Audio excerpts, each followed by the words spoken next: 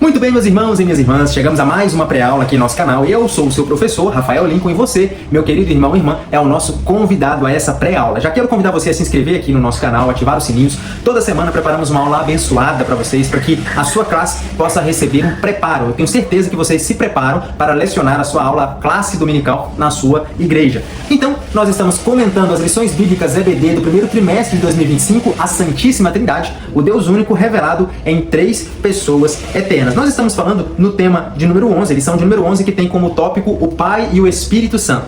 O texto áureo diz o seguinte, em Romanos 8,14: porque todos os que são guiados pelo Espírito de Deus, esses são os filhos de Deus. A verdade prática, o Espírito Santo nos liberta da escravidão do pecado, confirma nossa filiação em Cristo e também nos conduz à herança eterna, planejada pelo Pai. A leitura bíblica em classe, faremos a leitura no texto de duas cartas, Romanos 8 e também Gálatas capítulo 4. Romanos 8, verso de 12 a seguir, diz o seguinte: de maneira que, irmãos, somos devedores, não à carne, para viver segundo a carne.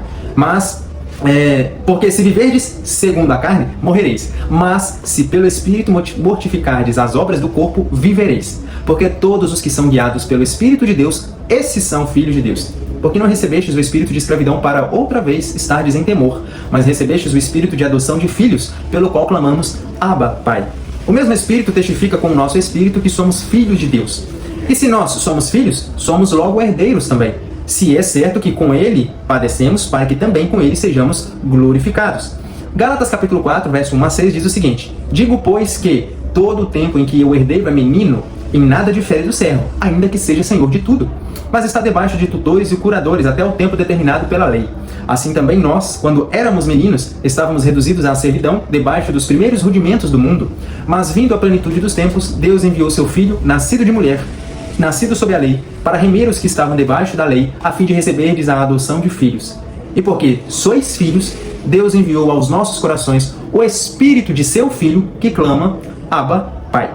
Aqui nós já temos duas coisas que eu quero fazer a introdução. Primeira, nem todos são filhos de Deus. Irmão Rafael, que declaração é essa? Irmãos e irmãs, se vocês chegarem em uma penitenciária, em um bordel ou alguma casa de prostituição, e você perguntar quem é que é filho de Deus, todos levantarão a mão. Mas existe uma diferença entre ser criatura de Deus e ser filho de Deus. Ser criatura de Deus todos nós somos, o animal é, o inimigo é.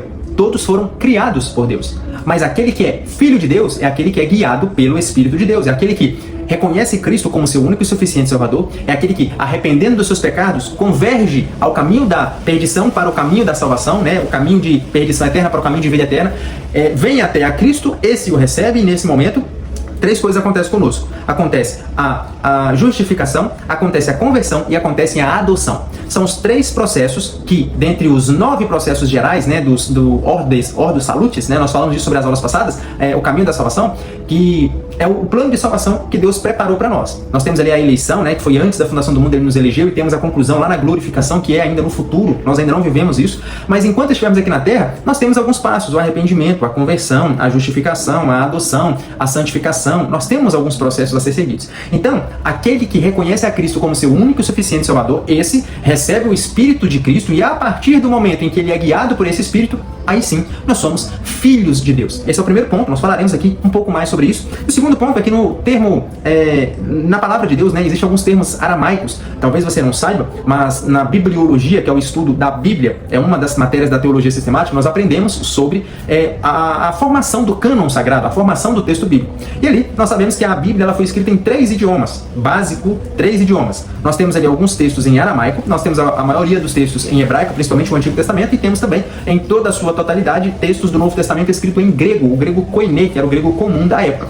Qual que é a relevância disso, irmão Rafael? Porque Paulo, ele está usando aqui, nos 2 textos que nós lemos, ele faz a utilização, ele pega uma referência do Antigo Testamento, ali da palavra aramaica, papai, e ele traz aqui pra gente, dizendo que aquele que é guiado pelo Espírito de Deus, ele tem a possibilidade de chamar Deus por um nome que somente Jesus começou a falar. Você vai ver sobre Moisés, sobre Abraão, sobre Elias, sobre os grandes reis, os profetas, os sacerdotes, os grandes profetas, e nenhum deles teve a audácia, ou teve a coragem, ou teve digamos assim, a autonomia de chamar o Deus de Israel como seu pai. Pelo contrário, nós conhecemos e conheciam ele como o El Shaddai, o El Elyon, o Todo-Poderoso, o Jeová Jireh, Jeová Rafá, Jeová Nissi, Jeová Tsidkenu, entre outros nomes, mas papai somente Jesus chamou. Nas orações, ele se direcionava a Deus como o Abba, o filho do Abba. Inclusive, Bar-Abás significa exatamente isso, filho do pai, Bar-Abás, que é Bar, quer dizer filho, Abás, filho do. Então, ela tem uma referência, né? Os jogos de cruzados ali, a referência de Jesus se encontrando com Bar-Abás, o filho do pai, sendo entregue ali pela mão dos pecadores. Mas qual que é a relevância disso? Porque aqui, aquele que é guiado pelo Espírito de Deus, nos dois textos, Romanos 8,14 e também Gálatas 4,6, Paulo diz que esse cristão, esse filho, ele tem a autonomia, a autoridade e a possibilidade de dizer Abba, Pai, porque o Espírito nos conduz a isso. Nós podemos dizer, chamar Deus de Papai. Então, isso já é a nossa introdução. A ação do Espírito Santo na vida do crente é um dom do Pai e também do Filho. Nós já falamos, né, obviamente, recapitulando algumas coisas, nós já falamos sobre a Trindade, o mistério da Trindade, o que é a Trindade, já usamos aqui argumentos teológicos, argumentos comuns, né, utilizados, e exemplos também para exemplificar essa questão, essas metáforas, para que nós possamos compreender logicamente, racionalmente, a questão da Trindade. Nós falamos sobre a primeira pessoa da Trindade, o Deus Criador. Nós falamos sobre a segunda pessoa da Trindade, o Deus Filho. Nós falamos sobre a terceira pessoa da Trindade, o Deus Espírito. E hoje nós entramos em uma continuidade desse tema, porém agora nós não iremos falar das pessoas individuais, né? O Pai, o Filho ou o Espírito. Agora nós vamos mostrar como um corrobora com o plano do outro, como há uma harmonia, uma junção, comunhão no plano salvífico onde foi elaborado pela Santíssima Trindade. Então aqui hoje nós falaremos sobre o Pai e o Espírito. Lembrando que o Pai não é o Espírito não é o Pai, tá? São diferentes, pessoas distintas. É o mesmo Deus, já falamos isso aqui por várias aulas, por várias vezes. É o mesmo Deus, o único Deus revelado em 3 pessoas. Então, nós vemos que no plano de salvação, o Pai planejou e agiu conforme esse plano, o Filho veio e executou o plano, e o Espírito, ele atribui, ele traz os benefícios, ele aplica os benefícios dessa salvação, desse plano redentor, na vida de todo aquele que confessa a Cristo como seu único e suficiente Salvador. Então, nós temos uma obra trinitária, né, uma obra de Deus completa que transforma a nossa vida por completo, da condenação à comunhão, da carne até mesmo à glória eterna. Então nós saímos da condenação e passamos a ter comunhão, nós saímos da viver sobre o domínio da carne, sobre o governo da carne, a escravidão da carne, e passamos à glória eterna, recebendo todos os benefícios da salvação. Ponto de número 1, nós temos aí o Espírito e as dádivas do Pai.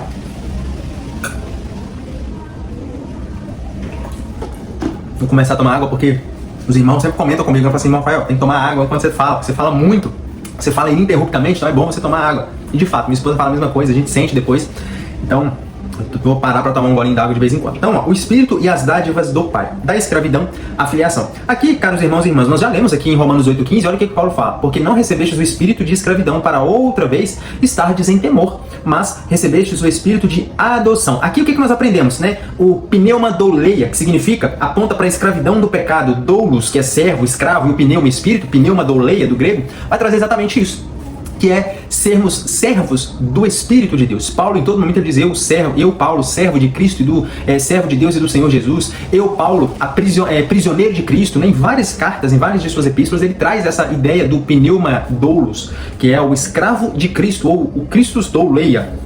Isso por quê? Porque antes, a nossa vida pregressa era caracterizada, marcada, selada pelo pecado, pela vida e pelas obras que produziam a nossa condenação eterna. Ainda mais, né? Porque nós já nascemos condenados, já crescemos nesse mundo, já viemos nesse mundo condenados, porém, nós só produzimos ainda mais para a nossa própria condenação. É cavar o próprio buraco, a própria cova, digamos assim. Mas aqui, nós aprendemos que a lei, embora santa, ela não pode produzir a santidade ou a liberdade. Pelo contrário, a lei, ela aponta o caminho e executa isso. O homem por si só pela lei, ele não poderia ser salvo. A lei veio para mostrar que de fato nós somos pecadores. A lei veio para mostrar o que de fato está em nosso coração, para revelar a nossa natureza. Mas ela revela o pecado, mas não concede o poder de vencer o pecado. Esse poder nós só temos em Cristo através do Espírito. E aí agora, Paulo nos diz que recebemos, nós não temos mais, né, o espírito de escravidão, mas nós passamos agora a receber o pneuma douleia, que é o espírito de adoção, ou o pneuma huiothesia. Huios significa filhos, do grego, então é filhos do espírito, ou filhos adotivos, né, huiothesia, pneuma huiothesia, é o termo que é o filhos adotivos, ou filhos de adoção, ou espírito de adoção, que é utilizado aqui em Romanos 8, verso 15, que aponta para o quê? Para uma nova identidade. Essa identidade agora é em Cristo Jesus, uma identidade que não é mais marcada pelos pecados ou pelas degenerações que nós poderíamos produzir, mas pelo contrário, para produzir fruto para a glória de Deus, reconhecendo a Cristo como o único suficiente Salvador, andando, seguindo os seus passos, trilhando os caminhos que ele trilhou e automaticamente sendo guiados, ouvindo a voz do Espírito. Ponto de número 2, da rebeldia a filho legítimo. Nós, mais uma vez, éramos escravos do pecado, perdidos, ovelhas desgarradas, cego guiando cego, estávamos sendo conduzidos à perdição, um caminho de trevas, um caminho de escuridão, mas nós recebemos o poder regenerador de Deus, de nos gerar novamente. Já falamos sobre isso lá em João capítulo 3, né? O novo nascimento, nós tivemos uma lição só sobre isso, mas antes da regeneração, sabemos, éramos espiritualmente rebeldes. Efésios vai dizer que nós estávamos mortos em nossos delitos e pecados. Mas por meio da graça nós fomos alcançados, transformados, e assim, Romanos 8,16 se cumpre, que diz: o mesmo Espírito testifica com o nosso Espírito que somos filhos de Deus. Ou seja, é uma declaração de posição jurídica. Isso é uma declaração de que posicionalmente nós agora estamos em Cristo, somos santos, somos filhos de Deus. E juridicamente nós passamos, né? O que seria esse termo juridicamente? Quando uma criança, vou dar um exemplo, uma criança ela é adotada, posicionalmente essa criança passa agora a fazer parte daquela família. Ela sai ali do lugar onde ela estava anteriormente, da casa, né, de adoção, e vem para um novo lar. Posição, ele mudou de posição, agora ele está em um novo lar, em uma nova casa, em uma nova família. Mas, se fosse só isso, tranquilo, tá tudo bem, mas aí alguém poderia depois alegar e falar assim: não, mas ainda está faltando alguma coisa, essa criança pode ser tomada das pessoas. Por isso entra o jurídico, que é o quê? Vou fechar aqui que senão ela bate. Que é o quê? Juridicamente, a lei, essa criança passa a receber os benefícios que essa família tem para oferecer a ela. Nome ou sobrenome ela passa a receber. Ela passa a receber herança a partir dessa nova lei jurídica, a partir desse processo jurídico, porque a lei garante que essa criança agora recebe tudo o que é daquela família, no sentido de que agora ela faz parte daquela família, posicionalmente e também juridicamente. O que eu quero dizer com isso? Qual o benefício disso? Sabemos que Cristo, o primogênito de Deus, ele veio, venceu todas as agruras dessa vida, foi ao céu, elevado em sua posição de filho, recebeu um nome que é sobre todo nome, e nós que cremos nele também fazemos parte dessa herança. Nós também somos adotados e posicionalmente já somos agora filhos de Deus, e juridicamente nós também recebemos de Deus todos os benefícios que foi atribuído a Cristo. O Espírito aplica a nós todos esses benefícios. Nós vamos falar um pouquinho mais sobre isso com um pouquinho mais de profundidade. Então, um dos benefícios, uma das possibilidades que nós recebemos é ter o privilégio de virar para Deus e dizer: Papai, Abba, Pai. Nós temos o privilégio de falar isso. Já imaginou, irmãos? Você poder chamar Deus de Pai? E aqui entra, nós falamos isso também nas lições passadas, né? Eu recomendo você assistir aí a playlist que nós temos de 2026, todas as aulas gravadas. Nós vemos que hoje em dia na nossa sociedade, no mundo de forma geral, nós vemos quão difícil é e quão distante estão as famílias de Deus. Primeiro, por quê? Porque a família tem se degenerado, a família tem se dividido, né? Tem criado divisão na própria família. Os filhos já não honram mais os pais já não respeitam mais os filhos, já não contribuem mais para o crescimento dos filhos. Nós vemos hoje, na verdade, um declínio cada vez maior da família na sociedade. Obviamente, Deus ainda tem, né, os seus escolhidos, tem os seus eleitos, as suas famílias, e as famílias que estão também banhadas pelo sangue de Jesus, buscando, né, mesmo em meio a esse mundo de trevas, a esse monte de novidades que vem para destruir a família, eles continuam conseguindo vencer. Nós continuamos conseguindo vencer. Mas o que eu quero dizer? Por esse motivo, nós vemos a quantidade de pessoas que têm dificuldade de chamar Deus de Pai, de reconhecer Deus como Pai. Por quê? Não teve a figura paterna presente, ou não teve a figura materna presente. As pessoas que deveriam proteger, garantir a sua segurança, prover, conceder a provisão, foram as pessoas que a abandonaram. A pessoa que deveria abraçar é a pessoa que a feriu. A pessoa que deveria dar palavras de encorajamento foi a pessoa que, com as mesmas palavras, agora trouxe mais ferimentos, né, aberturas de traumas. Então, é uma dificuldade muito grande. Mas nós temos, e eu quero dizer para você, meu irmão, minha irmã, se você, por algum motivo, por alguma circunstância, você tem dificuldade de chamar Deus de Pai, de reconhecer a Deus como Pai, saiba, Ele é o nosso verdadeiro Pai. Ele é aquele que não nos abandona. Ainda que nós sejamos infiéis, Ele permanece fiel. A Bíblia vai descrever que ainda que uma mãe que amamenta o filho se esqueça do seu filho, da sua criança que nasceu do ventre, Ele, o nosso Pai, o nosso Deus, jamais nos esqueceria ou jamais nos abandonaria. Por esse motivo, obviamente, não é só palavras, não é tão simples quanto nós imaginamos ou quanto nós apenas falamos, é algo muito mais complexo, tem toda uma construção, uma reconstrução, um tratamento em cima disso, mas eu quero te dizer, Deus deseja que você vá a Ele buscando como um Pai que está presente, um Pai que está disposto a te ajudar, disposto a segurar na sua mão e caminhar contigo. Então, da rebeldia a filho legítimo, nós temos esse privilégio. Hoje, você pode em suas orações dizer: Papai, estou aqui, esteja comigo, cuide de mim, ande comigo. Eu não sei o que é o abraço de um pai humano, eu não sei o que é ouvir palavras benévolas da minha parte ou da parte dos meus pais, mas eu quero ouvir da parte do Senhor, eu quero ser guiado pelo Senhor. E assim eu tenho certeza que Deus irá segurar em sua mão e conduzir a sua vida. Ponto de número 3, das trevas à plenitude do Espírito. Mais uma vez, no outro tempo vivíamos em trevas, em rebeldia. E as trevas, elas têm um significado na Bíblia, assim como nós falamos na lição do Espírito, que ele é representado metaforicamente, né, uma figura de linguagem como água, como fogo, como vento, como pomba, como fogo, água, vento, pomba e... esqueci aqui agora a quinta palavra, mas são várias as metáforas. As trevas, elas também têm um significado. Significa ausência, separação de Deus, a presença do pecado. Isso significa que vivemos em trevas. Uma vida que o pecado é continuamente praticado, é continuamente vivido naquela vida, é uma vida de trevas. Uma vida que está separada, distante de Deus, é uma vida em trevas. Então, essa treva significa isso, pecado e separação de Deus. Mas assim como Jesus orava, né, mais uma vez, como ele orava, Abba, Pai, isso está lá em Marcos 14:36, o cristão, nós, meu irmão e minha irmã, eu e você, somos capacitados a ter a mesma comunhão com Deus. É o que Ele deseja. Ele quer que nós criemos um relacionamento íntimo, próximo com Ele. Ele está perto de nós. Ele quer que nós o convidemos a estar presente no nosso trabalho, na nossa faculdade, na nossa escola, na onde você estiver, enquanto você estiver indo comprar pão, quando você acorda, na sua casa, em qualquer lugar. Deus deseja que você o convide. Venha comigo, participe comigo, me ajude, esteja comigo o tempo todo. Isso significa ter comunhão com Deus. Aquele que andava em trevas e ignorância espiritual, cegueira espiritual, agora ele tem a possibilidade de caminhar lado a lado com o Deus que o criou, o seu Criador, mas acima ainda disso, o seu Pai. O Espírito, ele nos conduz a viver em plena luz, guiado pelo seu mover, pela sua conduta, pelo nosso guia, né? Romanos 8:14, como nós vimos. Aqueles que são filhos de Deus, esses são guiados pelo Espírito de Deus. Ponto de número 2, o Espírito nos guia na vontade do Pai.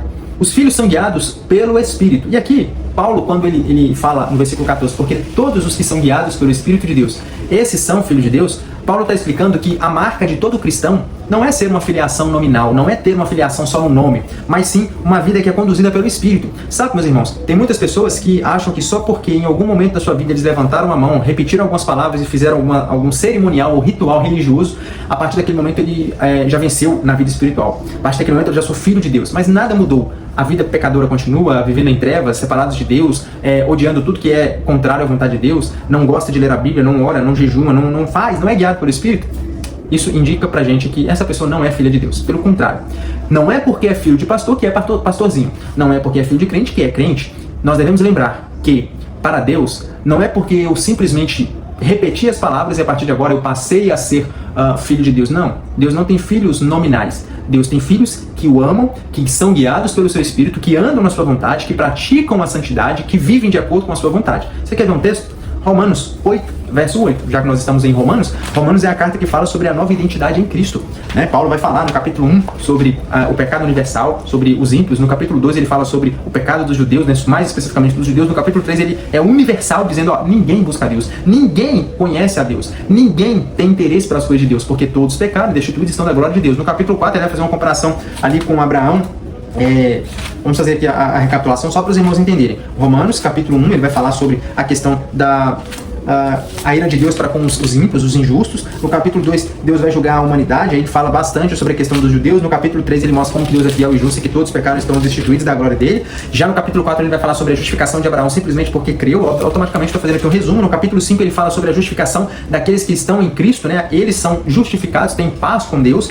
Vai falar sobre a vida de Adão, a vida de Cristo, uma comparação. No capítulo 6, nós somos libertos do pecado. No capítulo 7, vai falar sobre a questão da relação que há entre a lei e a graça. E aí no capítulo 8, o Espírito que guia os filhos, a nova identidade dos filhos. E aí lembra, ele não está escrevendo para ímpios, ele está escrevendo para crentes, para cristãos, para homens e mulheres cheios do Espírito de Deus. E ele escreve essa carta e no capítulo 8, verso 8, ele diz o seguinte: os que vivem na carne não podem agradar a Deus. Os que vivem na carne não podem agradar a Deus. Então, é claro, o texto que Paulo está dizendo é: a marca de um filho de Deus não é a sua filiação nominal, mas é aquele que é guiado, é conduzido pelo Espírito de Deus. Isso indica que o crente, o cristão, ele é continuamente, habitualmente, é uma prática na vida, de uma rotina na vida dele, ser guiado pelo Espírito de Deus. Aqui nós não estamos falando de impecabilidade, tá, meus irmãos? Mais uma vez, já expliquei isso aqui em vídeos anteriores, inclusive em outras playlists. Não confunda santidade com glorificação. São etapas diferentes, são processos diferentes. Enquanto você estiver preso a esse corpo, a essa carne, sujeito à carne, ao mundo, e ao inimigo, nós somos passíveis de pecar, de cair, de tropeçar. Mas isso não justifica, isso não quer dizer que você não é salvo, isso não justifica que você não é filho de Deus. Cair é normal, digamos assim, normal no sentido de que é humano. Nós falhamos, nós somos tentados, nós somos atacados, a nossa carne, nós devemos todos os dias negar a nós mesmos, tomar a nossa cruz, seguir a Jesus. Mas a glorificação, lá na glorificação no futuro, que aí sim, quando nós estivermos na glória com Deus, nós nos tornaremos incorruptíveis, impecáveis, nós não pecaremos mais, não haverá mais morte, não haverá mais choro, não haverá mais luta, não haverá mais pranto, não haverá mais nenhuma tribulação. Mas enquanto vivemos aqui, aí sim, você continua sendo um pecador. Só que a diferença é que você é um pecador que se lava constantemente, você é um pecador que se reveste constantemente da roupagem de Cristo, do Espírito de Deus. O que é o revestir? É você tirar a sua roupa suja e vestir as roupas limpas. É você tirar a sua roupa humana e vestir as vestes de Cristo, as vestes do Espírito. Então, isso que quer dizer essa parte de que estamos continuamente sendo orientados, guiados pelo Espírito, como alguém que é conduzido pela mão, uma criança. Realmente, uma criança que o pai pega pela mão e conduz essa criança até o destino, até o caminho. Ponto de número 2, o Espírito opera a mortificação da carne. Paulo vai dizer em Romanos 8,13, se pelo Espírito mortificardes as obras do corpo, vivereis. O termo aqui, mortificardes, é tanatu, que quer dizer o quê? O termo grego, né? Fazer morrer, sufocar. É você dizer não todos os dias para você mesmo. É a negação do eu. Não é viver no hedonismo, né? Na prática do prazer pelo prazer, mas pelo contrário. É negar continuamente, habitualmente, todos os dias. É fazer morrer a nossa carne. É dizer, não, isso aqui eu não faço. Sabe, irmãos? Mentir, colocar os olhos naquilo que é impuro, ouvir aquilo que não é benéfico, falar mal do próximo, tentar enganar o seu irmão, o seu patrão, o seu amigo, o seu cônjuge, não ser claro, não ser transparente nas coisas, isso são pecados. O grande problema hoje da sociedade é que quando vai pregar, né, quando prega contra o pecado, fala tipo, olha irmão, nós não podemos pecar. Mas aí o pecado é genérico, né? Não tem nome, não tem definição. Aí não afeta a minha vida, porque não, se eu sou uma pessoa que não traio a minha esposa, mas eu minto, então o irmão está falando de trair, eu não traio a minha esposa.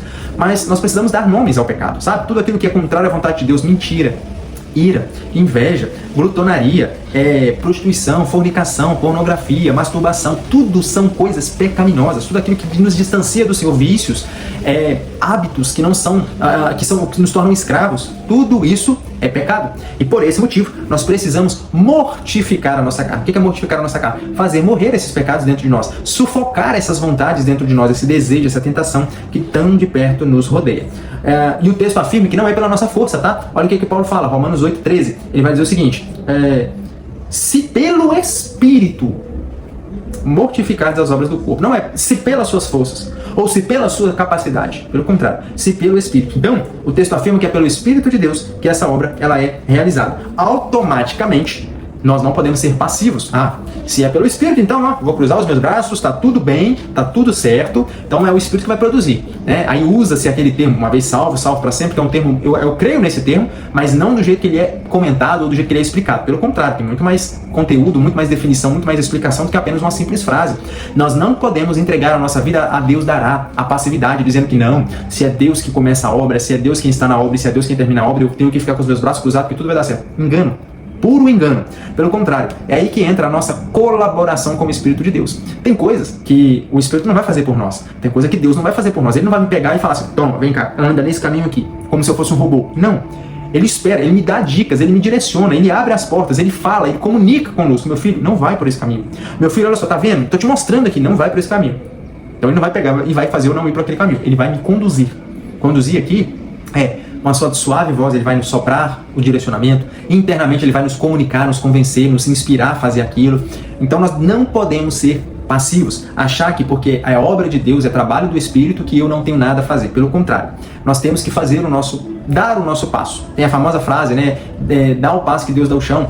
E de fato, a vida cristã é uma perseverança dos santos. Cada dia a gente subir uma escadinha, cada dia a gente dá um passo. Vai ter dias que você vai dar 2 passos para trás, vai dar um para frente, vai ter dia que você vai dar meio passo, vai ter dia que você vai ficar estagnado, vai estar parado, vai estar cansado.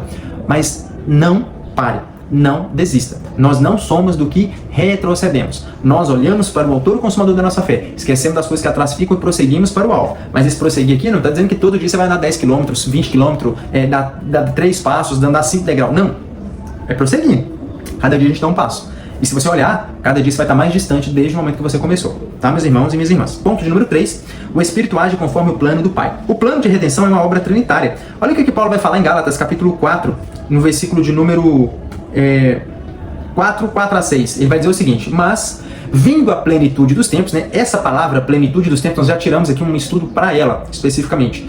Na plenitude dos tempos, Deus enviou o seu Filho, aí ele está falando, ó, Deus, Pai, enviou o seu Filho, o Jesus, né, a segunda pessoa da Trindade, nascido de mulher, nascido sobre a lei, para remir os que estavam debaixo da lei, a fim de recebermos a adoção de filhos. E porque sois filhos, agora Deus Pai, novamente, enviou aos nossos corações o Espírito, a terceira pessoa da Trindade, o Espírito de seu Filho. Mais um versículo que nós vemos aqui, a Santíssima Trindade presente no plano de redenção. O Espírito de seu Filho que clama, Abba, Pai. O que eu quero dizer? Mais uma vez, recapitulando, que a Trindade, ela planejou, elaborou em conjunto o plano redentor, o plano de salvação. O plano que foi elaborado antes da fundação do mundo para que eu e você, meus irmãos e irmãs, nós pudéssemos andar em santidade e em amor para com Deus. Ele sabia, ele já tinha em sua consciência, ele já sabia que nós andaríamos distante dos seus caminhos, que nós falharíamos, que nós cairíamos.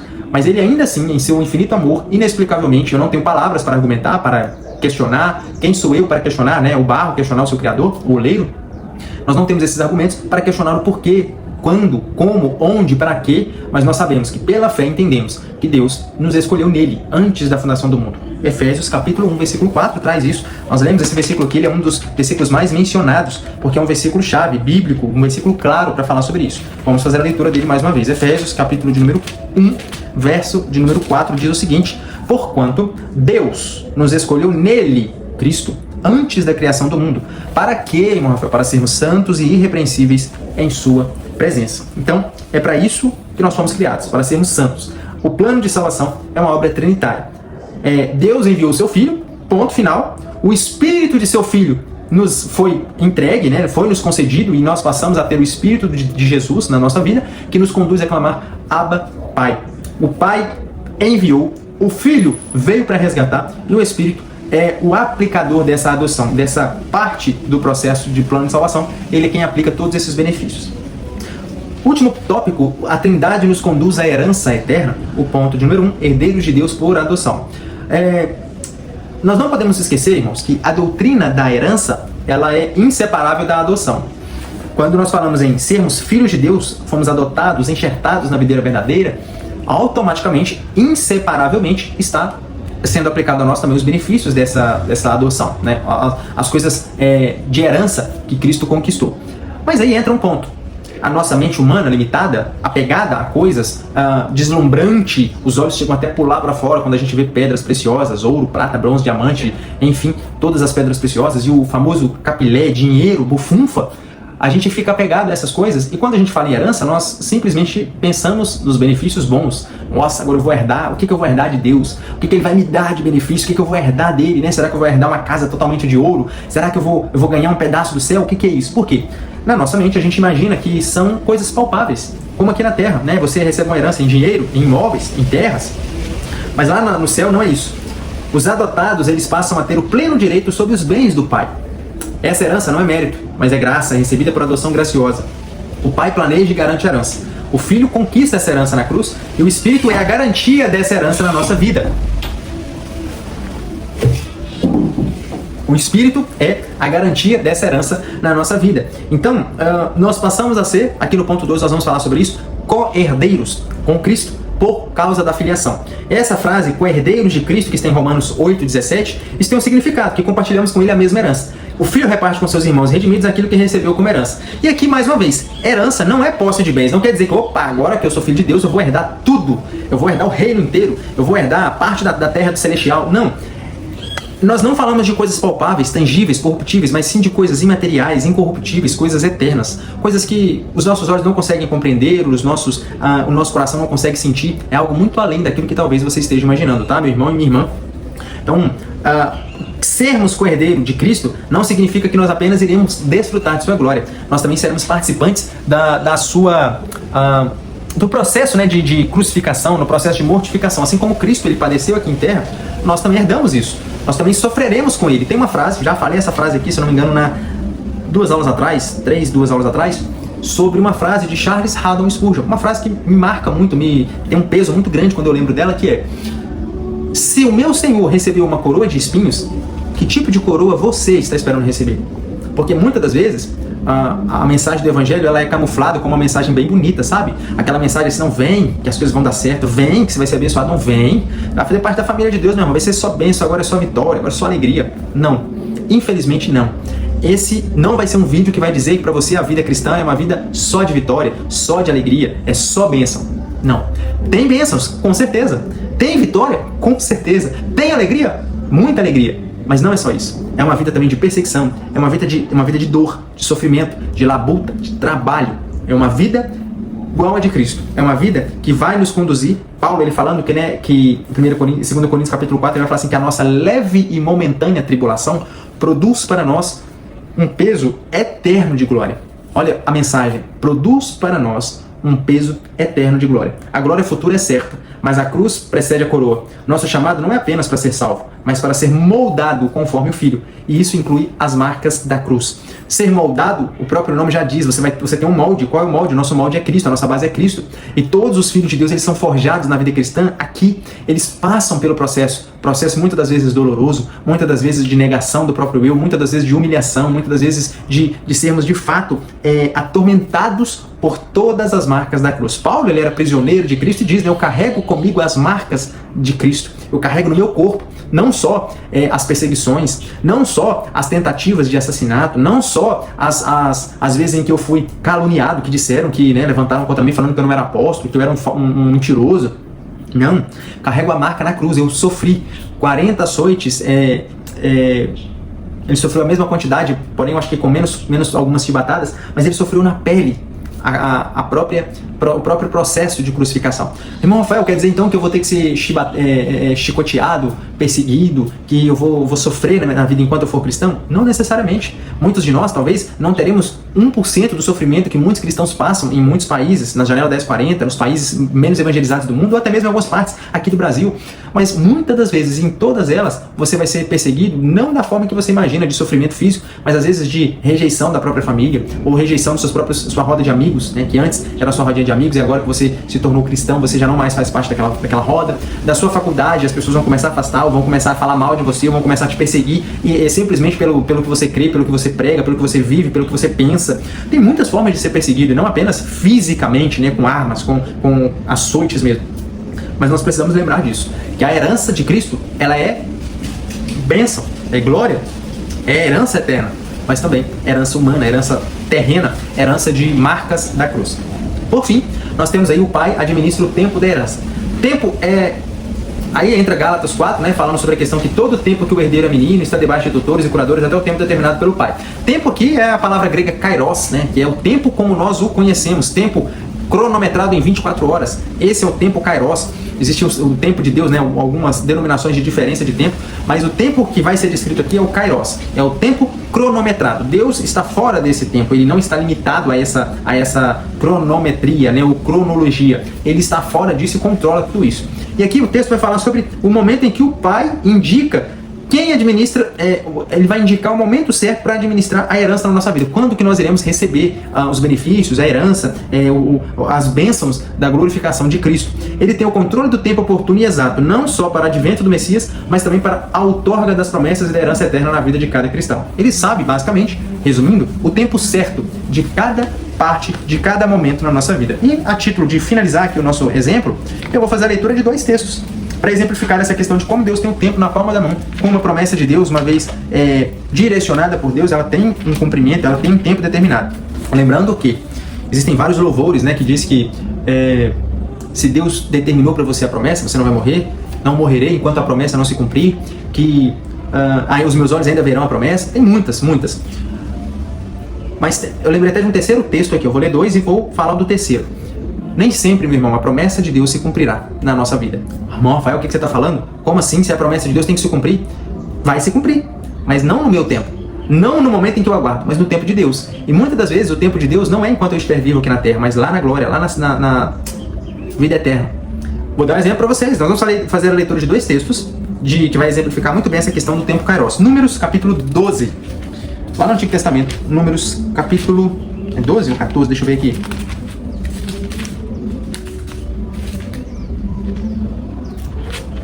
Eu anotei aqui na lição, números 14, é isso mesmo, números 14, versículo de número 22.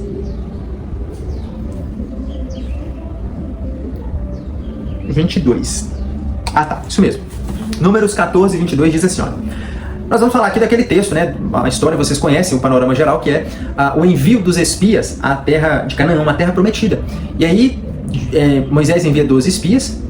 Desses 12, os 12 voltam, mas 10 dão um testemunho assim, amedrontador, aterrorizante. Nossa, a terra produz muitas coisas boas, mas lá tem uns gigantes, os caras simplesmente fortes, a gente não vai dar conta.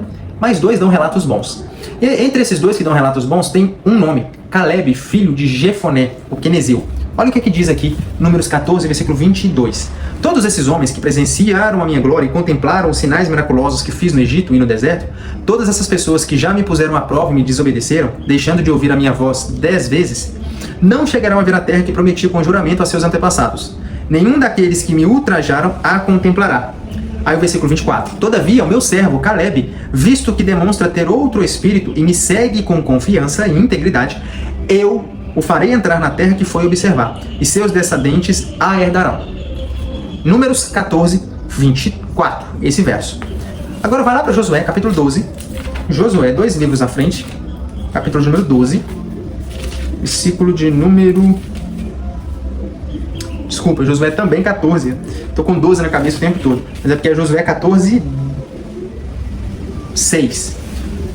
Olha o que acontece. Lá em Números 14, Deus fez uma promessa de que Caleb entraria na terra e a sua descendência herdariam a terra. Caleb entraria. De toda aquela geração que saiu do Egito, Caleb e Josué entrariam. Mas em Josué 14, versículo 6, olha o que Josué diz. Os filhos de Judá vieram reunir-se com Josué em Gilgal, e Caleb, filho do quenezeu Jefoné, lhe declarou, falando para Josué: bem sabes o que Yahvé afirmou a Moisés, homem de Deus, a meu e a teu respeito, em Cades Barneia. Eu tinha 40 anos quando Moisés, servo do Senhor, me enviou de Cades Barneia para espiar a terra, e eu lhe prestei um relatório sincero. Entretanto, os irmãos que haviam subido comigo amedrontaram e desencorajaram o povo, ao passo que eu obedeci ao Senhor, o meu Deus, e lhe fui inteiramente fiel. Por esse motivo, naquele mesmo dia Moisés me jurou: certamente a terra em que pisou teu pé te pertencerá por herança a ti e aos teus descendentes, para sempre, porque obedecestes perfeitamente a Yahvé, o meu Deus. Versículo 10. Desde então, o Senhor me guardou com vida, de acordo com a sua promessa. Faz 45 anos que Yahvé fez essa declaração a Moisés, quando Israel andava pelo deserto, e eis que agora estou com 40 mais 45, 85 anos. Todavia, ainda me sinto tão forte como no dia em que Moisés me enviou naquela missão. Tenho nesse momento vigor para ir à guerra como tinha naquela época. Rafael, o que você quer dizer com isso? Deus, ele tem o controle do tempo, do Kairos em suas mãos. E se ele decretou algo, e esse algo vai se cumprir nessa esfera aqui, ele se cumprirá.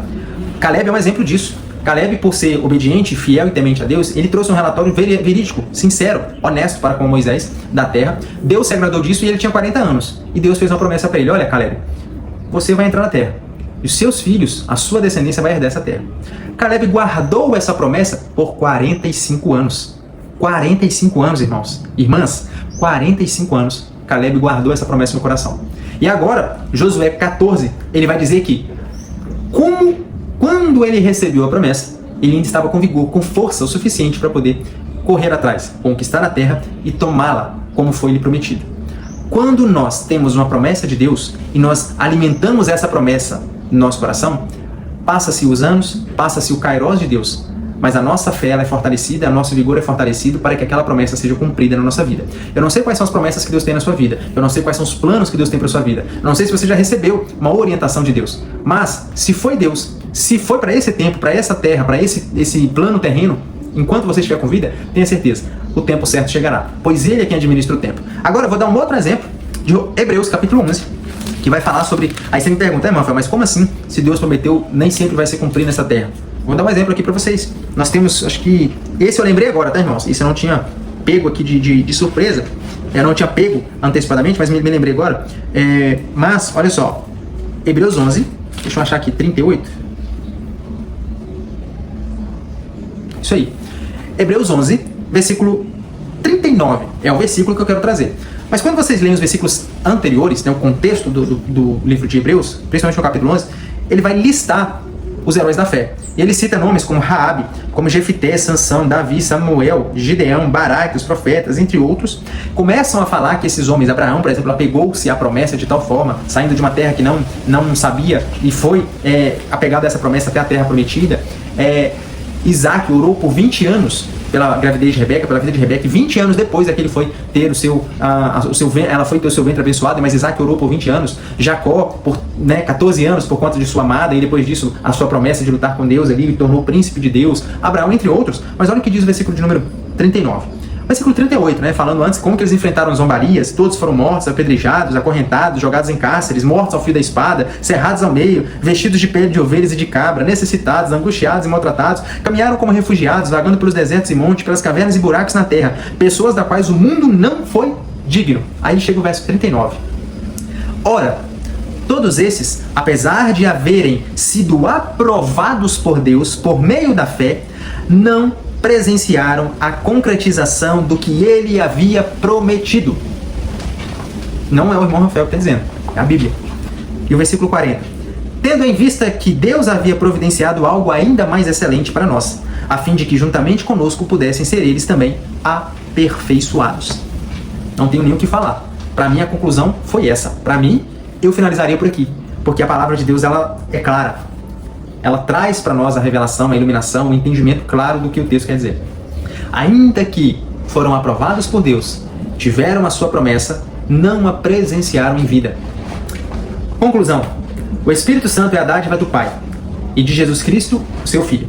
O Espírito nos torna filhos por adoção, herdeiros com Cristo, habita em nós, orienta e santifica o cristão. Esse é o processo de salvação, esse é o processo de redenção, esse é o benefício de todos aqueles que confessam a Jesus como seu único e suficiente Salvador. Recebem ao Espírito de Deus, passam a ser chamados de filhos de Deus e têm agora acesso ao trono da graça e têm a oportunidade de chamar o próprio Deus de Papai.